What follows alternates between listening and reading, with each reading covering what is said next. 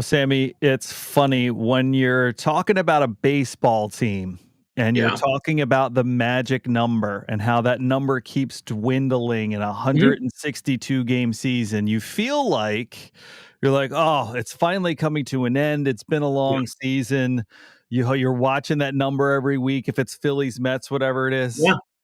When your football team plays 17 games Yeah. and that perhaps the last month or so hasn't been the best stretch, and one of your division rivals plays on Thursday Night Football, you leave that game going, oh, thank God the magic number is only 3. It's the Cat Country 96 Birds Recap. It's brought to you by Miller Lite, the official beer sponsor of the Philadelphia Eagles, and by Banko Beverage Company. Cat Country 96, you'll be able to hear Merrill, Mike, and the Eagles take on the Chargers Monday night. Sammy, I know you were up last night. Let's talk about that magic number a little bit and that game between the Cowboys and the Lions, because Yeah. Stayed up to the very end, of course, because that had huge significance for the Eagles. And the only thing that's different about it is that I didn't stay up for any kind of post game stuff. That I just went right to yeah. bed after the game. So when you say the magic number is 3, is this that whole typical combination of Eagles win, Yes, Dallas losses? any Eagles Okay. win or Dallas losses 1, so you're trying Okay. to combine those all the way through. All right. And, with the way that the Eagles are playing, they did not look good against the Chicago Bears. Right. Washington getting Jaden Daniels back, they haven't had a great season, but I'm sure there's nothing they would rather do than take 2 out of Sure. 3 from the Eagles to wrap up their season to set Yep. themselves up. Mhm. So the Eagles, Chargers on Monday night, 2 teams that I feel like are kind of eerily similar in the path that's gotten them to where they are. Inconsistent play. At times you see them Yeah. and they look like really good teams, and at times you see them and they just look like clunkers out there. And that's the thing. That's the big question. Who will we see on Sunday night when it comes to the Chargers side? Are we going to see that team that, a lot of people predicted to go deep into the playoffs? Or are we going to see that team that you just said, struggling to get some wins? I did they lose to the Giants? I can't remember. I know it was a close game when they came over to the Meadowlands and they played the Giants I this believe year. I believe they did. I'll double check that. Yeah. If it wasn't, it was It was a a close close game. for call kind of game. Yeah. Yeah. So it depends on which Charger. We don't know what Charger team we're going to get, and you know what? We don't know which Eagle team we're going to get as well. Watching that game last night, going back to both offenses, Crockett is. You look at like a Detroit offense, the creativity in that offense. I mean, the motion and just I think Detroit does too many, um, special plays. I think it's too many for the Lions to do in a game. That's just my opinion. But they execute on offense. They do really well. They keep going with what's working. Goff is a quick release for the most part. I know he had a couple plays yesterday, but even both sides of the offense, the Cowboys' offense obviously is a very, very dangerous offense. Like I just told you, it seems like all they have to do is get to midfield and they have an automatic 3 is what it seems like. Like the kickers, I mean, out of this world, he really is. But And I think what's interesting about his kicks too, not to cut you off, I'm sorry, is yeah, that no, he looks so nonchalant about it. Like there's not yeah, like this huge, big, when someone's trying to hit a home run, sometimes you see the, yeah, swing out of he, their shoes. He puts his hands right here and he just yeah. walks up and it looks like he's barely flicking it. And the thing's going 63 yards in I the air. I saw the 63 one, which would have been good by 64, 65 easily, Jeez. maybe even more. You're right. He has no like. I think I'll go out there and I'll just kick, and it's like no effort. It's Yeah. amazing. And he's a guy you look at, it's like, he seems like a nice guy. You know what I mean? He really does. We don't like him obviously when he's Yeah, you playing don't us. want to like him because he's a No, cowboy, but yeah, no, yeah. exactly. But big picture, he seems like, when he goes out there, he does what he has to do, doesn't cause major concern. But anyway, getting off of that, big game again on Monday night, and it's just, it's gonna be rough because, 2 nights in 4 days staying up really, really late to watch some football is gonna be a little tough. But you gotta do what you gotta do. Which Eagle team are you expecting? I know last week you and I talked and I said I was wrong. I guarantee the Birds win. And the last time I was wrong, I think was about 8 to 10 years ago. So I was due. But I mean, yeah. What are you looking to see? Not what are you looking?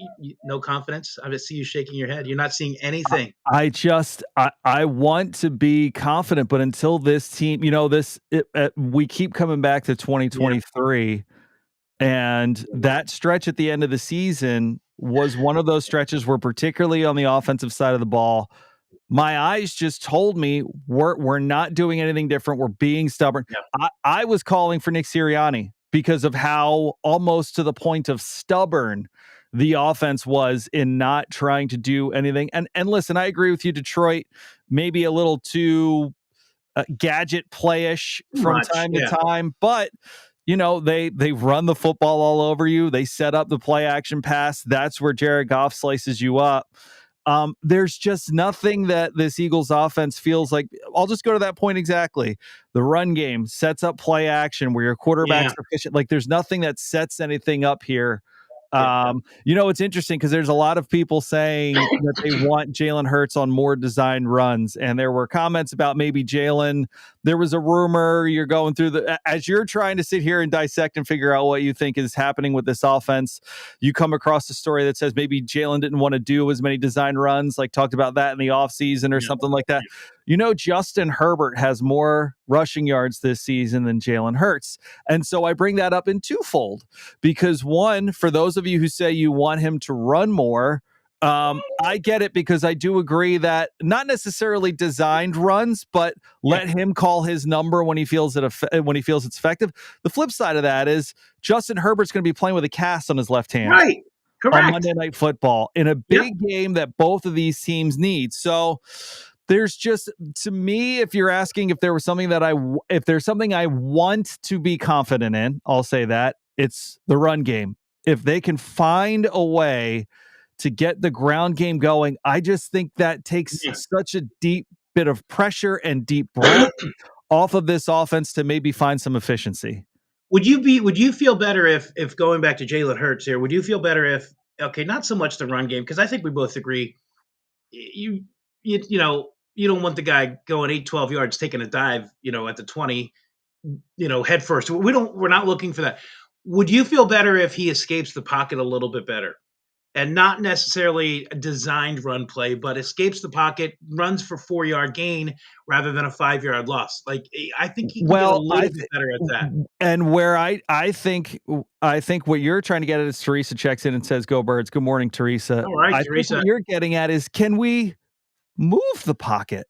Can we set up plays? Right. Aren't necessarily, and this isn't a knock against Jalen's decision making, because I think the amount of people who are giving Jalen, I'm not saying Jalen is with, look, I'm sure you all saw the clip of Jalen talking to Devontae on the play that they missed last week, and those things happen. They're going to happen. Miscommunications are going to happen. I'm not saying this is an indictment on Jalen Hurts, but why should he be the one that has to make a decision, to your point, to have to go out and pick himself up for it? Can we get a little creative? Can we move the pocket? Can we slide protection? Can we bootleg backside? Like, there's just a lot of things that I think are, but the thing that keeps kind of getting thrown out there is like the Eagles are running like a high school offense. Like, this is what, and it's hard to argue that there's nothing that's, again, you're not setting, and I understand that a consistent ground game changes a lot of that. It opens a lot of things up. But a prime example is, what game was it? The Lions game. They open up on a play action pass, and all three linebackers come screaming downhill to the line of scrimmage. You don't have a single route running behind it over the middle of the field. So it's those things that are just like, can we get, I don't even think, to your point, that it's really creativity or gadget play. Can we just evolve this offense into something that's a little more of a professional offense? I think we both agree it's time for a certain play to go away. Not necessarily by the rules committee. I'm not even looking at that. I'm looking for the Eagles offense. The brotherly shove, I think, the tush push needs to be either, you're not going to run it the way that they've been known to run it for all these years. To me, I think that's a dead play. I think defenses figured it out a little bit. If they get creative with, that might be asking much. If they get creative with that a little bit, like they did.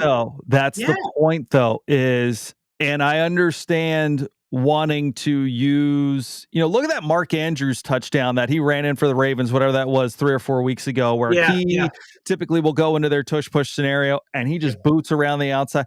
Like, I get when you're so effective at a play, and it hasn't been as effective, and if Jalen holds that football against the Bears, there's a totally different football game there, in my opinion, because you're inside the 20, you're moving. The Probably efficiency wouldn't of have put that up. play is too hard to ignore. Even if they're not doing it at whatever the number's been, they were 90 whatever percent successful last Yeah. year. If you're still 80% successful on that play and can keep in your back pocket some sort of maneuver off of that play Mhm. for a pivotal moment, for a big moment in a big game, I don't think you get rid of that play. I think you keep showing that play as much as you can. If the plan is to Yeah. ultimately have something to play off of it. But it's kind of such a catch 22 that play because you're so good at it Well, that when you need a yard, it almost feels like you're robbing Peter to pay Paul if you're trying to run a play that you're trying to get a big play on when you know I could yeah. just get this one and keep moving. But there's a moment when it's going to be big and they could spin something off of it and cash in on it. Well, wonder why. Like, there's a couple, 3rd and 2. I think it was the Dallas game. Go back to the Dallas game. There's a couple 3rd and 2s and 3rd and 1s where they were close to midfield. I'm like, oh, this is going to be easy. We got 2 chances to get the first down. You know what's coming? Nothing.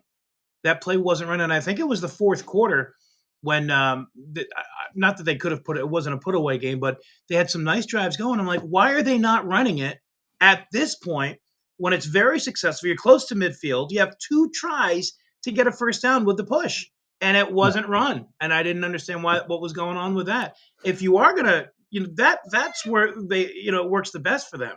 So, Obviously, it's interesting that we kind of got onto the tush push because that it's kind of the point that I was making is that's a play that I think can open a lot of yeah. things up for them Okay. because when you're Okay. having an ineffective ground game, and when everyone lines up at that line of scrimmage because they know this play is coming, like a prime example will be if in the first quarter you're at the 48-yard line trying to get across midfield to go against the Chargers here. Yeah. Your Yeah. ground game hasn't been doing anything all season. You're trying to figure things out. And I understand they typically will have Goddard or different guys in the backfield, whoever it is. But if Saquon is back there and you can just pull one and toss one and he gets to an edge, Sure. Yeah. the biggest thing about this ground game for me has been not getting to the edges because I understand Saquon hasn't had and again, this isn't an indictment on Saquon, but he's so hard to tackle in space. Can we try to get some of these teams in their front seven in space? Can we try to get to an edge? Cornerbacks don't like to tackle. Nobody No. wants to, let alone have to tackle Saquon Barkley. So Right. if Right. what we're trying to do in the middle isn't working, can we find effective ways to try to get to the edge? We've seen Tank Bigsby be effective on one Yeah. cut plays that have gone to the edge. I think that's a spot where the Eagles can exploit on the offensive side of the football. We're Mhm. going to have to wait to see if they can do it Monday night against the Chargers. It's the Cat Country 96 Birds Recap brought to you by Miller Lite, the official beer sponsor of the Philadelphia Eagles, and by Banko Beverage Company. Defensive side of the ball, a lot of injuries. This Yeah. Jalen Carter procedure on his shoulders, kind of a lot of different things out there. What I get from that is, well, let's get him ready for playoffs. That's what it Is sounds like. what Yeah. they say week to week, but I think as long as they're staying ahead, they've got a cushion. I think is what they're saying. We've got a cushion. How long can we give Jalen a I listen, I agree. Yeah. The Okay. numbers say they have a cushion. This Yeah. I team don't has know. not, right. Yeah. So, kind of how long can they kind of kick a Carter can down the road to not have to bring him back? Yeah. But on the defensive side of the ball, I understand that it was the Raiders, but this Chargers team ran all over the Raiders in their last game. Well, Your defensive expectations for Monday night. well, did we bring anyone up yet from the practice squad or whatever to take Carter's spot? Is it going to be another defensive lineman or are they going in a different route? I don't know what they're doing there.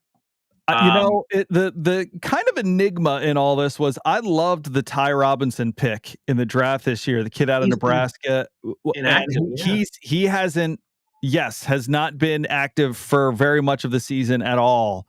Yeah. And you wonder if that's a scheme. Listen, I trust Vic Oh, Fangio I do and what too. he Yeah. thinks is, a guy that he can put in there and a guy who he can't. Yeah. But it would be nice to see if he could come up and make some plays on this team. You're Yeah. not going to replace Jalen Carter, and if what Correct. you're telling me is that maybe Jalen hasn't been the way that he typically has been because of these. I mean, he was doing this going all the way back to the beginning of the season, trying to get himself loose. So hopefully, this is something that can do that for him. I guess, the expectations of the defense, at least we know a few days in advance that Carter won't be playing rather than the first play of the game.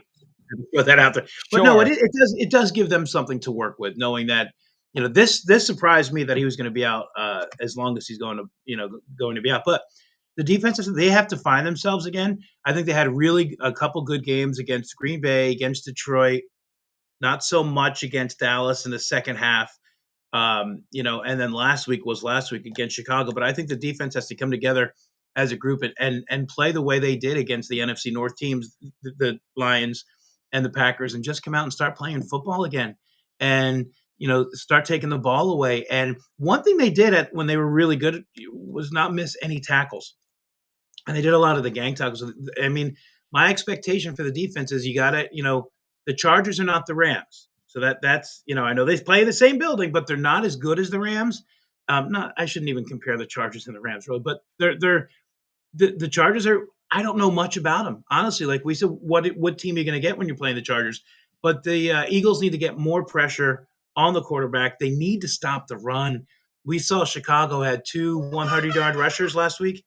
They can't do anything like that. They can't let anything like that again. Stop the run first, and then you take it from there. But they have to start with stopping the run. And if there's one thing Harbaugh's going to do on Monday night, that's his bread and butter. Sure. That's going back to college. That's going back to San Francisco. He wants to run the football. Yep. Can you listen? Lad McConkey's a nice receiver. Sure. Keenan Allen's a nice receiver. I think Quinion can cover up Lad. Can you figure it out in the back end? I'm giving the defense a little bit more of a pass than the offense just because of the injuries. They've had some younger players. They had a lot more turnover on that side of the ball going into the season. I think you made a great point though. Like going back to that Chiefs game earlier this year, the early parts of the season. I mean, this team tackled well. Andrew Makuba had a couple of misses here and there. But they were a really good tackling team. They're going to need to be that. Omarion Hampton is coming back for the Chargers this weekend. Kamani Vidal had a great game against the Raiders. They're going to need to stick their noses in the box, make good tackles, get them in the third down, and make a quarterback who I get that it's his offhand, but whether he's got to get in the pistol or the shotgun, you got to try to heat him up a little bit and try to get him to make mistakes. It's been a problem that Justin Herbert's had. It's very, very Jared Goffish in my mind. If you can get a little heat around them, it can be a difference in the game. So, Sammy, there you go. Decision time. What's the score on Monday? What are you feeling? What happens? How's it play out? I don't know. Yeah. I really don't. I don't know because of last week's game. I don't know if we win this game or not. I'm probably, and I never thought I'd say this in all my years, I don't know if we do. Yeah. I have the same vibe. Kind of a low-scoring game. Cameron Dicker out there, former Eagle, who's a really good kicker. If you told me either way that this was a middle-of-the-teens kind of game and one of these guys made a kick at the end to win it in an ugly kind of game, I would believe it. And until this Eagles team, particularly the offense, can show me that they can do it like the way they did it last year, I just don't feel like it's good to pick them. And this feels eerily like 2023 all over again. And until prove us wrong. Prove us wrong. I will be the first one to say I was wrong about it.